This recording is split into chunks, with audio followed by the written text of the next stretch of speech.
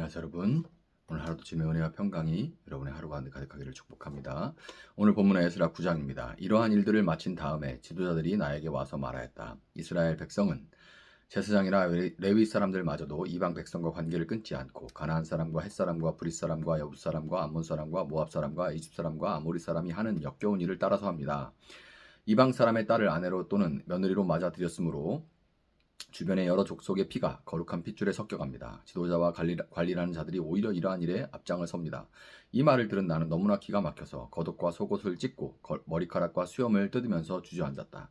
그러나 이스라엘 하나님이 하시는 말씀을 두려워하는 사람들도 있었다. 내가 저녁 제사 때까지 넋을 잃고 앉아있는 동안에 그들은 포로로 잡혀갔다가 되돌아온 백성이 저지른 이렇게 큰 배신을 보고서 나에게로 모여들었다. 나는 슬픔을 가누지 못한 채로 앉아있다가 저녁 제사 때가 되었을 때에 일어나서 찢어진 속옷과 겉옷과 속옷을 몸에 그대로 걸치고 무릎을 꿇고 두 팔을 들고서 주 나의 하나님께 기도를 드렸다. 하나님, 너무나도 부끄럽고 낯이 뜨거워서 하나님 앞에서 차마 얼굴을 들 수 없습니다. 우리가 지은 죄는 우리 스스로가 감당할 수 없을 만큼 불어났고 우리가 저지른 잘못은 하늘에까지 닿았습니다. 조상 때로부터 오늘에 이르기까지 우리가 저지른 잘못이 너무나도 큽니다. 우리가 지은 죄 때문에 우리뿐만 아니라 우리의 왕들과 제사장들까지도 여러 나라 왕들의 칼에 맞아 죽거나 사로잡혀 가고 재산도 다 빼앗기고 온갖 수모를 겪었습니다.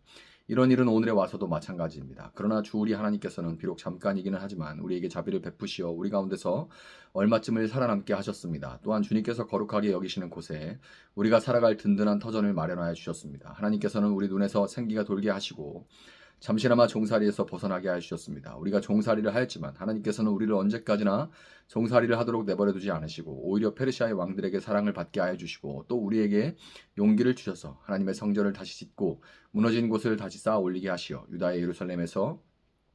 예루살렘에서 우리가 이처럼 보호를 받으면서 살아갈 수 있게 하셨습니다. 우리 하나님, 주님께서 이렇게까지 하여 주시는데 주님의 계명을 저버렸으니 이제 우리가 무슨 말씀을 드릴 수 있겠습니까? 주님께서는 일찍이 주님의 종 예언자들을 시키셔서 우리가 들어가서 차지할 땅은 이방 백성이 살면서 더럽힌 땅이라고 말씀하셨습니다. 거기에서 사는 자들이 역겨운 일을 하여서 땅의 구석구석까지 더러워지지 않은 곳이 없다고 하셨습니다. 우리의 딸을 그들의 아들에게 시집 보내지도 말고 그들의 딸을 며느리로 맞아들이지도 말라고 하셨습니다. 우리가 강해져서 그 땅에서 나는 좋은 것을 먹으며 그 땅을 우리 자손에게 영원한 유산으로 물려주려면 그 땅에 있는 백성이 번영하거나 성공할 틈을 조금도 주지 말아야 한다고 하셨습니다. 우리가 당한 일은 모두 우리가 지은 죄와 우리가 저지른 크나큰 잘못 때문입니다. 그렇지만 주 우리 하나님은 우리가 지은 죄에 비하여 가벼운 벌을 내리셔서 우리 백성을 이만큼이나마 살아남게 하셨습니다. 그러므로 다시는 주님의 계명을 어기지 않아야 하였습니다.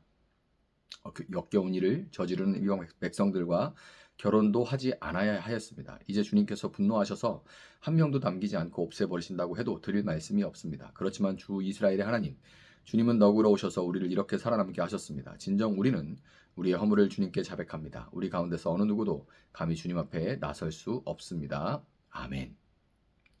자, 이 에스라는 예루살렘에 도착해서 페르시아 땅에서 모아온 예물들을 전달하고 하나님 앞에 번제 예배를 드렸습니다. 이제 에스라를 중심으로 한 제2차 포로 귀환 공동체를 통해서 하나님의 성전이 보수되고 꺼져가던 예배의 불씨가 타오를 일만 남았습니다.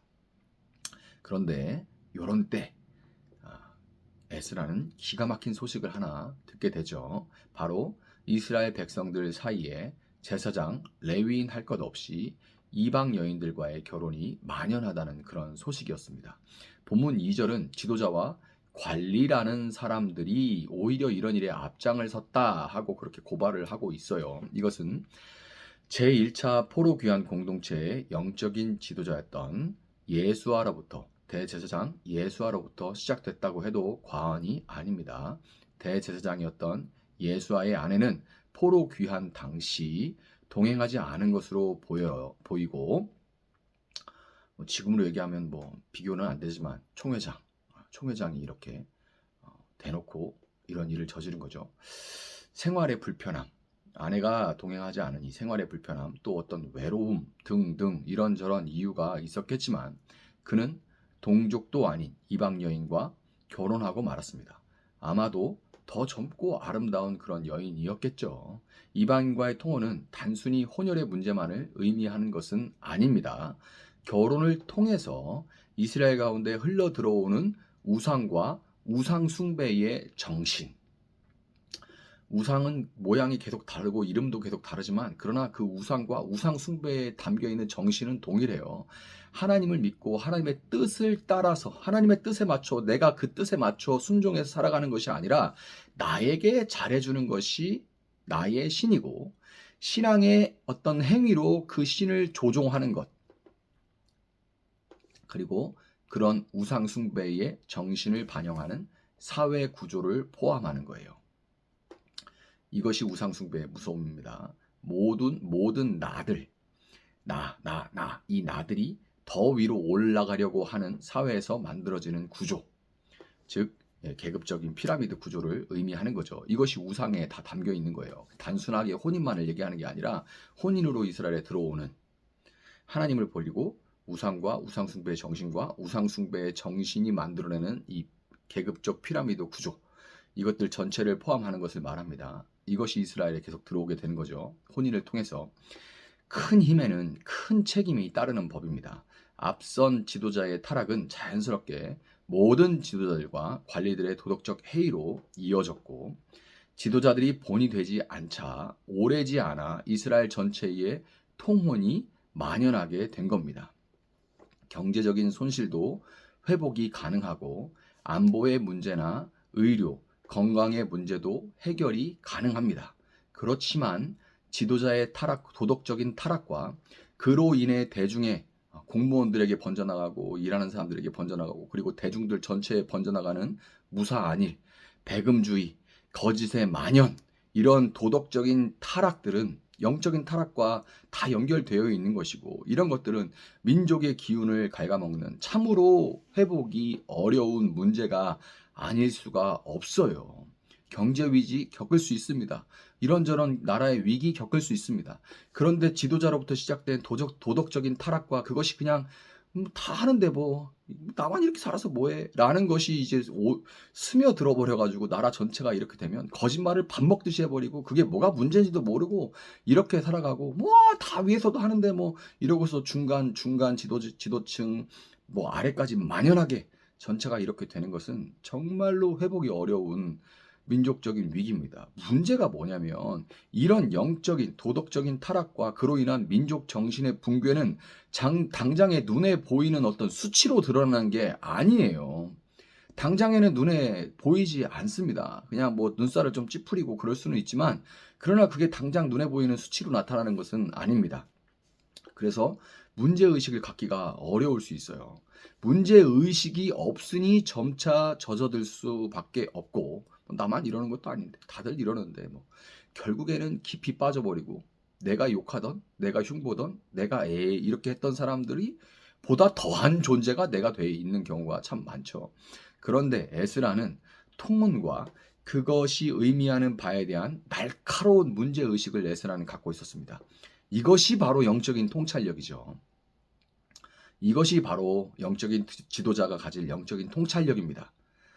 성경 말씀에서 뭐 잘 쪼개가지고 뭐 남들이 말 안 하는 뭘 대단한 걸 뽑아내는 그런 것이 통찰력이 아니라 진짜 이 사회와 하나님의 관점으로 세상을 보고 이 역사적인 흐름을 볼 수 있는 뭐가 문제인지를 파악할 수 있는 그 통찰력, 에스라는 이것을 가지고 있었습니다.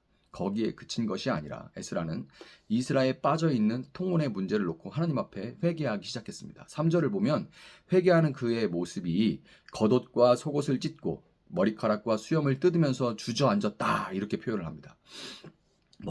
머리카락과 막 수염을 뜯었다는 것은 기가 막히는 슬픔을 격하게 표현하는 것과 동시에 에스라가 이 동족의 죄를 마치 자기 것인 양 그렇게 내 거인 것처럼 그렇게 여겼다는 것을 보여주는 거예요. 내 고통과 내 아픔을 표현하는 겁니다. 이게 곧 그들의 죄가 곧 내가 저지른 죄와 동일시하고 있는 겁니다.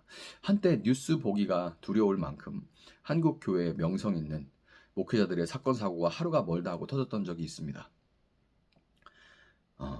영적인 지도자로 추앙받던 분들의 영적 도덕적 타락은 그분들의 몰락으로 끝나지 않고 전체 교계와 목회자들에게 번졌고 곳곳에서 터져나오는 세습과 회계 부정, 과도한 전별금, 교회 매매 등등 악한 열매들로 맺어졌습니다.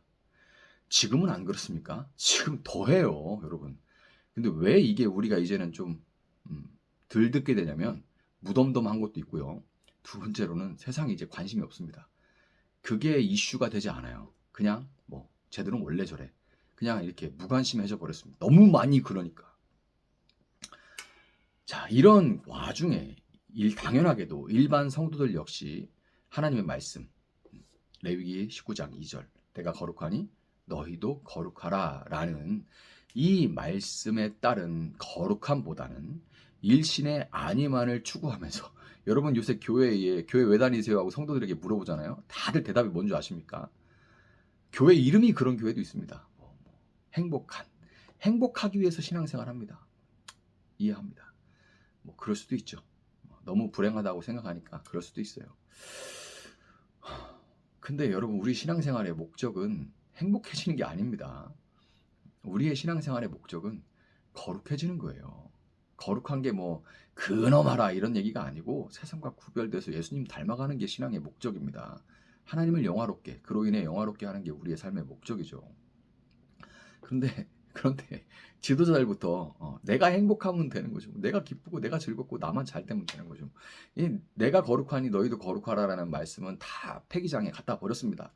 그 말씀을 따른 어떤 거룩함보다는 일신의 안위만을 추구하면서 기복주의가 만연하게 돼요. 위로부터 된 거예요. 성도들 뭐라 할 거 없습니다. 성도들 뭐라 할 거 없어요. 목사들이 거짓말을 기가 막히게 하는데 성도들이 왜 안 하겠습니까? 목사들이 거짓말이 두려워, 거짓말 한번 하는 걸 두려워하고 돈 함부로 쓰는 거 두려워하고 그러면 성도들이 그게 정말 보고 있는데 어떻게 그렇게 함부로 그렇게 하겠어요? 혹시라도 성적인 어떤 조금이라도 나에게 그런 흔들림이 있을까봐 두려워하고 떨면서 구원을 이뤄가기 위해서 몸부림하는 목사의 모습을 보면서 성도들이 어떻게 그렇게 함부로 할 수가 있겠습니까? 하나님 무서운 줄 모르고. 근데 뭐 위부터 그냥 대충 그렇게 좋은 게 좋은 거다, 행복하면 된 거다 이렇게 해버리면 당연히 안 되죠. 기복주의가 만연하게 되고 행복주의가 만연하게 됩니다. 죄와 타락을 꾸짖고 멸망의 길에서 돌이켜 하나님께 나아가자라는 회개의 메시지는 강단에서 사라지고 평안과 축복과 위로만을 외치는 소리가 그 자리를 가득 메웠습니다. 그러는 사이에 한국교회의 상황은 본문 7절과 같은 상황이 돼버리고 말았죠. 조상 때로부터 오늘에 이르기까지 우리가 저지른 잘못이 너무나도 큽니다. 우리가 지은 죄 때문에 우리뿐만 아니라 우리의 왕들과 제사장들까지도 여러 나라 왕들의 칼에 맞아 죽거나 사로잡혀 가고 재산도 다 빼앗기고 온갖 수모를 겪었습니다. 이런 일은 오늘에 와서도 마찬가지입니다. 그렇죠. 제가 한 말이 그냥 하는 말이 아니죠. 다 이때도 똑같은 탄식을 에스라가 하고 있죠. 한국교회 문제점에 대해서 여러분 지적하는 소리가 꽤 많습니다. 나름의 해결책을 제시하는 책들도 다 열거할 수 없을 만큼 많아요. 그렇지만 에스라와 같이 머리카락과 수염을 뜯으면서 마치 자신의 죄인 것처럼 애통하며 회개하는 사람은 없습니다. 아니, 회개를 외치는 사람은 있었어요. 지금도 있고요. 그런데 대개 회개 이벤트로 그치고 맙니다. 에스라와 같이 통에 자복하고 그 길에서 돌이켜 다른 길로 나아가는 것까지가 회개이건만 통혼이라는 것에 담긴 우상 숭배의 정신과 그 구조, 즉 더 잘되는 나를 위해 하나님까지 이용하는 길에서 돌이키지는 않은 겁니다. 회개 이벤트를 잘한 곳은 깨끗해 보이는 이미지까지 얻으면서 더욱 사람이 몰리는 기현상까지 일어나죠. 어떤 회개하는 메시지가. 저도 사실 그래서 지금 제가 이런 메시지를 제가 준비하면서도 너무너무 사실 두렵고 부끄럽고 민망합니다. 야, 너도 네 안에 교회 커지고 사람 모이고 너 잘했다, 너 설교 좋다라는 소리 듣고 싶은 욕망이 꿈틀거리는데 너는 어떻게 감히 이런 말을 하냐라는 생각이 사실은 들어요. 이런 거를 잘해서 그런데 입 바른 소리를 잘하고 그리고 뭐 거기에다가 뭐 추가로 뭐 자기가 조금 뭐 이런 뭐 좀 개혁적인 어떤 일을 했다는 거 이렇게 막 은근히 막 홍보해가지고 와, 저 목사님은 다르네. 와, 저 교회는 크기 성장을 위해서만 하는 게 아니네. 저 교회는 이러면 사람들이 더 몰린다니까요. 기현상입니다. 미디어를 잘 이용하면 더 모여들어요. 더 모여들어. 예. 잘못했다고 막 그렇게 하고 있는 사람들이 더 모여드는 그런 기현상이. 그 교회는 커지고 깨끗한 이미지를 얻는 그런 기현상까지 일어납니다. 정말 이런 이벤트는 이제 그쳐야 돼요. 만약에 정말 이게 그런 것들이 이벤트가 아니었다면 거룩한 움직임들이 일어났을 겁니다. 거룩한 움직임들이 일어났을 거예요. 벌써 이런 문제다 문제다 한 지가 지금 수십 년입니다. 그런데 문제다 문제다 해서 그 문제가 단 하나라도 해결되는 게 없어요. 더 힘들어지고 있죠. 이제 이 이벤트는 그쳐야 됩니다. 그리고 본문 4절에서 저녁 제사까지 오래도록 이 에스라가 앉아 있었던 것처럼 진심으로 철저하게 회개해야 될 때입니다. 그냥 눈물 한번 쭉 짜고 그냥 막 진짜 뭐 찬양들 빵빵하게 해가지고 뭐 사회 인사들도 초청해가지고 뭔가 그럴듯하게 보여주는 이런 것 그만두고 정말 오래도록 에스라가 앉아 있었던 것처럼 철저하게 가슴을 찢으며 옷을 찢으며 내 죄다라고 하고 철저하게 회개해야 될 때예요. 그리고 다시 일어날 때는 다시금 거룩함의 길을 따라 지금까지 걸어왔던 길이 아니라 다른 길. 그 길에는 엄청난 방해가 있습니다. 다음 시간에 다음 장들에서 나오겠지만 어마어마한 저항이 있어요. 좋다 하는 건 회개의 길이 아닙니다. 개혁의 길이 아니죠. 그럼에도 불구하고 거룩하신 하나님의 길을 따라가는, 그러므로 그 하나님을, 거룩하신 하나님을 증거하는 삶을 살아내는, 그러길 원하는 정말 진실한 마음이라도 갖는 우리 또한 여러분 한국교회가 될 수 있기를 예수님의 이름으로 축복합니다. 잠시 기도하겠습니다. 사랑하시는 주님, 말씀을 전하는 와중에도 너무나도 부끄럽습니다. 그리고 두렵습니다. 욕하고 흉보고 어떻게 저럴 수가 있는가라는 그 사람들의 모습이 제가 그대로 될까봐 사실 너무나 두렵습니다. 주님, 그리고 부끄럽습니다. 흉보면서도, 그렇게 하면 안 된다고 하면서도, 비판하면서도 깊은 곳에 그들처럼 되고 싶다는 그 욕망의 그 흔적들을 보며 너무나 두렵고 부끄럽습니다. 과연 이런 말들을, 과연 입에 답을 자격이나 있는가, 이런 말들을 입에 답을 깜냥이나 되는가 하는 생각들이 있습니다. 그럼에도 불구하고 두렵고 떨리는 마음으로 하나님 말씀이기에 그대로 전합니다. 에스라가 오랫동안 앉아있던 것처럼 쇼로 끝나고 이벤트로 끝나는 어떤 행사가 아니라 진정으로 한국교회의 문제, 또 한국 사회의 도덕적인 이 부패와 영적인 타락에 대해서 안타까워하며 그것이 내 일로, 내 살과 내 머리털과 수염을 찢는 그 고통스러움으로 받아들이며 회개할 수 있는 그런 저희들 되어줄 수 있도록 주님 도와주시기 원합니다. 그런 제가 되어줄 수 있도록 주님 회개의 영을 부어주시고, 일어날 때에는 정말 내가 이제는 다시 주님의 품으로, 주님의 길로 걸어가겠다, 따라가겠다 하는 의지와 함께 성령의 도우심을 구하며 나아갈 수 있는 저희들 될 수 있도록 도와주시길 원합니다. 그 길은 나 자신이 가장 큰 적이고, 또한 내 안에 내면에 내 자아라는 적과 함께 외면의 많은 저항들까지도 우리가 마주치게 됩니다. 그러나 좁은 길 걸어가신 예수 그리스도, 그 길 따라갈 수 있도록 주님 도와주시고,